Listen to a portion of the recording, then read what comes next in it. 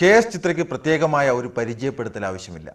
മലയാളി സ്വന്തം മനസ്സിന്റെ മൂർധാവിലണിഞ്ഞ സംഗീതത്തിന്റെ കളഭമായി, അതിനപ്പുറം എല്ലാവരും സ്നേഹിക്കുന്ന ബഹുമാനിക്കുന്ന വ്യക്തിത്വത്തിനുടമയായ കെ.എസ്. ചിത്രയോട് ഒരുപിടി ചോദ്യങ്ങളുമായി സമീപിക്കുകയാണ് അറ്റ്ലാന്റ ജ്വല്ലറി സ്കാൻ ആദ്യമായി. കളഭം തരാം ഭഗവാനിൻ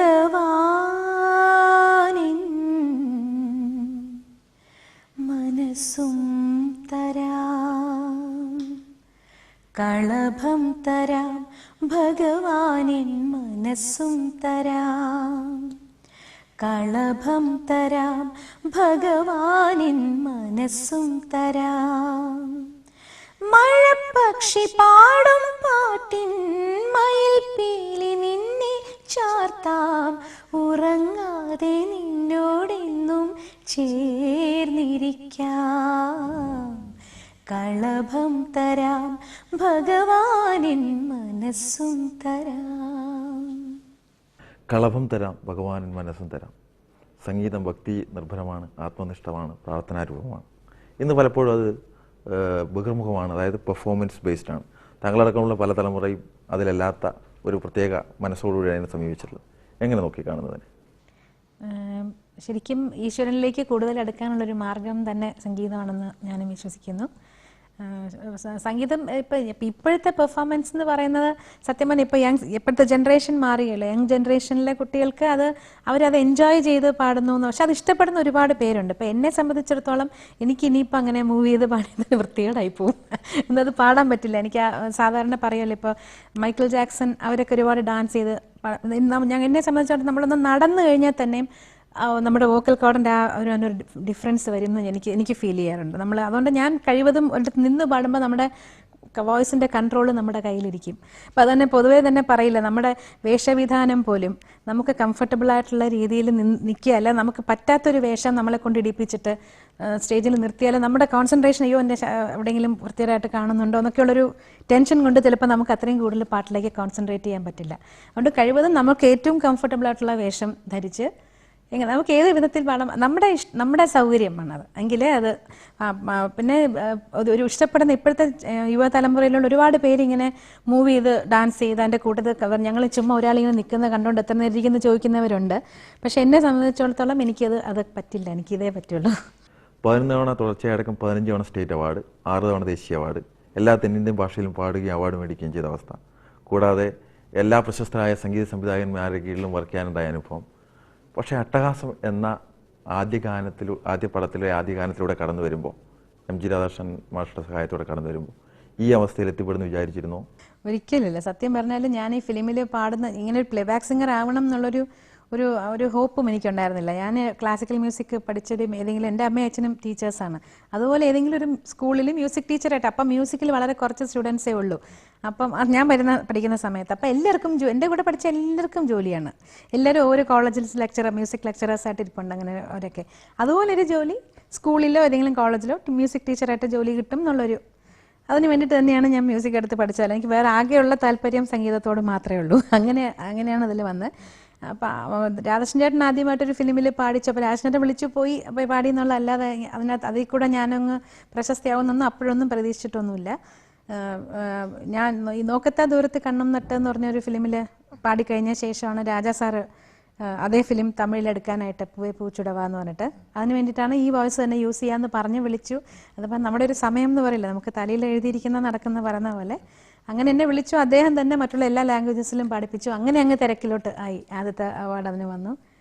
അങ്ങനെയാണ് ഈ കരിയർ ബിൽഡപ്പ് ചെയ്ത് വന്നത്. അല്ല എൻ്റെ കയ്യിൽ നിന്നുള്ള ഒന്നുമില്ല. പിന്നെ കിട്ടുന്ന പാട്ടുകൾ നന്നായിട്ട് പാടാൻ നോക്കണം. അപ്പോഴൊക്കെ എല്ലാം ഡയറക്റ്റ് റെക്കോർഡ് ചെയ്യണം. നമുക്ക് എന്തെങ്കിലും മിസ്റ്റേക്ക് പറ്റിയാൽ പോലും അത് കറക്റ്റ് ചെയ്യാനൊന്നും അന്ന് സമ്മതിക്കില്ലായിരുന്നു. ഇപ്പോൾ പറഞ്ഞു പാട്ട് പഠിക്കുകയും ഒരു സംഗീത അധ്യാപികയായി മാറാനൊക്കെ ആഗ്രഹിച്ചിരുന്നു, അല്ലെങ്കിൽ അങ്ങനെ ആവാനാണ് സാധിക്കുമെന്ന് വിശ്വസിച്ചിരുന്നു.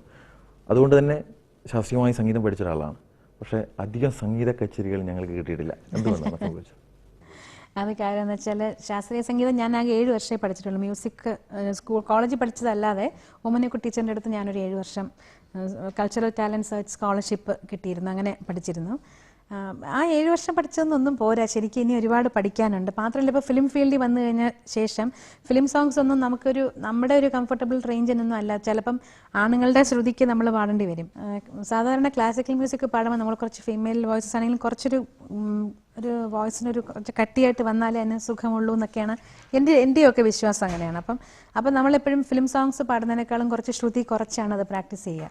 അങ്ങനെ പ്രാക്ടീസ് ചെയ്യുമ്പോൾ ഫിലിം സോങ്സ് പാടുമ്പോൾ ബുദ്ധിമുട്ട് വരുന്നു, വോയിസിൻ്റെ ടെക്സ്ചറിന് ചെറിയ വ്യത്യാസം വരുന്നു. അപ്പോൾ അതുകൊണ്ട് ഞാൻ കുറച്ച് നാൾ ക്ലാസിക്കൽ മ്യൂസിക് പാടാതെ വളരെ ബിസിയായിട്ട് ഫിലിം പാടിക്കൊണ്ടിരുന്ന സമയത്ത് അങ്ങനെ അതിലോട്ട് തന്നെ കൂടുതൽ കോൺസെൻട്രേറ്റ് ചെയ്തുകൊണ്ടിരിക്കുകയായിരുന്നു.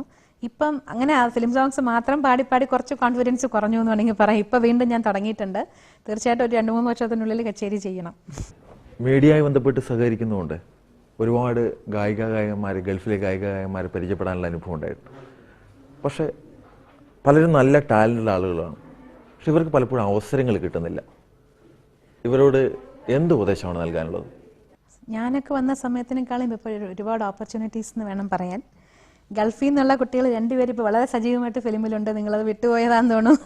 ജ്യോത്സ്നയുണ്ട്, മഞ്ജരിയുണ്ട്. 2 പേരും വളരെ പ്രൊമനൻ്റ് ആയിട്ട് ഇപ്പം ഫിലിമിൽ പാടിക്കൊണ്ടിരിക്കുന്നവരാണ്. അപ്പോൾ ഇവർക്കും നല്ലോണം ടാലൻ്റ് ഉള്ളവരാണെങ്കിൽ ഇപ്പോൾ ശരിക്കും അവർക്കൊക്കെ ഒരുപാട് അവസരങ്ങൾ കൂടുതലാണ്. ഒരുപാട് ചാനൽസ് മ്യൂസിക് ബേസ്ഡ് പ്രോഗ്രാംസ് ഒരുപാട് ചെയ്യുന്നുണ്ട്. എല്ലാവരുടെയും ടാലൻറ്റ് ഇപ്പോൾ പണ്ടത്തെ കാലത്ത് നിന്നൊക്കെ പറഞ്ഞ ഒരു അവസരം ആരെങ്കിലും കൊടുത്താൽ മാത്രമേ സിനിമയിൽ പാടാൻ പറ്റും, അങ്ങനെ ഒരു അവസരം നമുക്ക് കിട്ടുമെന്ന് നമുക്ക് പ്രതീക്ഷിക്കാനേ പറ്റില്ലാത്തൊരു ഇതായിരുന്നു. സിനിമ നല്ല പാട്ട് വെളിയിൽ കേൾക്കാം. അപ്പം ശരിക്കും പറഞ്ഞാൽ എന്നെക്കാൾ തന്നെ ടാലൻ്റ് ഉള്ള എത്രയോ പേര് ഒന്നും അല്ലാണ്ട് ഒന്നും ഇതില്ലാതെ നാട്ടിലുള്ളവരുണ്ട്, ഒരുപാട് ടാലൻ്റ് ആയിട്ടുള്ള ആൾക്കാർ. അപ്പം അതായത് ഇപ്പോൾ സത്യം പറഞ്ഞാൽ ഈ മീഡിയ വഴി അവർക്ക് ഒരുപാട് അവരുടെ ടാലൻറ്റ് പുറത്ത് കൊണ്ടുവരുന്ന അവസരങ്ങൾ ഒരുപാട് കൂടിയിട്ടുണ്ട്. അപ്പം നല്ലോണം ചെയ്യേണ്ട എനിക്ക് കുട്ടികളെക്കുറിച്ചല്ല, ഞാൻ ബോധർ ചെയ്യുന്ന എപ്പോഴും അവരുടെ അച്ഛനമ്മമാരെ കുറിച്ചാണ്. കുട്ടികളൊന്ന് ചെറുതായിട്ടൊന്ന് പാടിത്തുടങ്ങുമ്പോൾ തന്നെ അവരുടെ മുമ്പിൽ വെച്ച് അവരെ തന്നെ ഒരുപാട് ഇങ്ങനെ പൊക്കി അവരുടെ ടാലൻറ്റ് ഇല്ലാതാക്കുന്ന അച്ഛനമ്മയാണ്. ഞാൻ പ്രോത്സാഹിപ്പിക്കണം, പക്ഷേ കുറ്റങ്ങളും പറഞ്ഞു കൊടുക്കണം. യശസ്വരീനായ രവീന്ദ്രൻ മാസ്റ്റർ പറഞ്ഞിട്ടുണ്ട്, പുതിയ തലമുറയ്ക്ക് എന്തുകൊണ്ട് നിങ്ങൾ അവസരം കൊടുക്കുന്നില്ല എന്ന് ചോദിച്ചപ്പോൾ അവർക്ക് ഡെഡിക്കേഷൻ ഇല്ല, അവർക്ക് പ്രശസ്തിയും പണവുമാണ് ആവശ്യം എന്ന് പറഞ്ഞു. ശരിയാണോ? അഭിപ്രായത്തോട് യോജിക്കുന്നു? ഡെഡിക്കേഷൻ എന്നുള്ള അങ്ങനെയൊക്കെ ഞാനിപ്പോൾ പൊതുവെ ഇപ്പം നമ്മുടെ എൻ്റെ വീട്ടിലൊക്കെ ചില ആൾക്കാർ ഇതുപോലെ പാടാൻ ആഗ്രഹം ഉള്ളവരിങ്ങനെ വരാറുണ്ട്. വരുന്നവരെല്ലാവരും ഒരു കാസറ്റ് കേൾപ്പിച്ചിട്ട് ഇതുപോലെ ഞാൻ പാടാറുണ്ടെന്ന് പറഞ്ഞ് വരുന്നവർ ഒരുപാട് പേരുണ്ട്. ഇപ്പോൾ ജാനകിയമ്മയുടെ ആണെങ്കിൽ അതേ ശബ്ദത്തിൽ ഞാൻ പാടും, നിങ്ങളുടെ അതേ ശബ്ദത്തിൽ ഞാൻ പാടും എന്നൊക്കെ പറഞ്ഞ് വരുന്നവരുണ്ട്. അപ്പം അതൊക്കെ ഒരു ഞാൻ പറഞ്ഞപ്പോൾ ഞാൻ അവരോട് പറഞ്ഞു, ഇങ്ങനെ സിനിമയിൽ പാടണം എന്നുള്ളതാണ് എല്ലാവരുടെയും. ഇപ്പം ശരിക്കും പറഞ്ഞാൽ ഇപ്പോൾ ദാസേട്ടനും ഒക്കെ പറയാറുണ്ട്, നമ്മൾ മ്യൂസിക്കിനോട് പഠിക്കണം എന്നുള്ളൊരാഗ്രഹം കൊണ്ട് പഠിക്കണം, അല്ലാതെ അതുകൊണ്ട് എനിക്കിത് കിട്ടണം എന്ന് വിചാരിച്ച് പഠിച്ചാൽ ചിലപ്പം അത് ശരിക്കും ചെയ്യാൻ പറ്റില്ല. പാട്ട് പാടണമെന്നല്ല, ഒരുപാട് പഠിക്കണം, അതിനെക്കുറിച്ച് കൂടുതൽ അറിയണം എന്നുള്ളൊരു ചിന്ത ആദ്യം മനസ്സിലുണ്ടെങ്കിലേ സരസ്വതി ദേവി നമ്മുടെ കൂടെ നിൽക്കുള്ളൂ. തൽക്കാലത്തേക്ക് നമുക്ക് പാടി വേഗം കുറച്ച് പ്രശസ്തിയാവണം, പണം ഉണ്ടാക്കണം, അങ്ങനെയുള്ളൊരു ധാരണയിൽ വന്നാൽ അത് എത്രത്തോളം ശരിയാവുമെന്ന് പറയാൻ പറ്റില്ല. അപ്പോൾ അതാണ് ഉദ്ദേശിച്ചതെന്ന് തോന്നുന്നു. ഇങ്ങനെ എത്രയും വേഗം ഒരു 2 പാട്ട് പാടി അങ്ങ് വേഗം ഒരു പേരും പ്രശസ്തിയും ഉണ്ടാക്കിയെടുക്കുക എന്നുള്ളതല്ലാതെ അതിനകത്ത് എന്തൊക്കെ കുറവുകളുണ്ട്, കുറ്റങ്ങളുണ്ട്, നമ്മുടെ കുറ്റങ്ങൾ നമ്മൾ തന്നെ കണ്ടുപിടിക്കണം. രാജാ സാർ തന്നെ, ഞാൻ ആദ്യം ഫസ്റ്റ് സോങ് പാടിക്കഴിഞ്ഞിട്ട് തിരിച്ചു വന്ന് എന്നെ കൺസോളിൽ ഇരുത്തിയിട്ട് എൻ്റെ അടുത്ത് പറഞ്ഞു, ഈ പാട്ട് നീ കേട്ടിട്ട് നിനക്ക് എന്തൊക്കെ തെറ്റുകൾ പറ്റിയിട്ടുണ്ടെന്ന് നീ തന്നെ പറയാൻ പറഞ്ഞു. അതായത് നമ്മളെ കൊണ്ട് തന്നെ നമ്മുടെ തെറ്റുകൾ മനസ്സിലാക്കിപ്പിക്കുക. അപ്പോൾ അടുത്ത പാട്ട് പാടുമ്പോൾ നമ്മൾ ആ തെറ്റ് വരാണ്ടിരിക്കാൻ ശ്രമിക്കും. കാർമുകിൽ വർണ്ണന്റെ ചുണ്ടിൽ ചേരുമോടക്കുഴലിൻ്റെ ഉള്ളിൽ വീണുറങ്ങുന്നൊരു ശ്രീരാഗമേ, നിന്നെ പുൽകിയുണർത്താൻ മറന്നു കണ്ണൻ. കാർമുകിൽ വർണ്ണന്റെ ചുണ്ടിൽ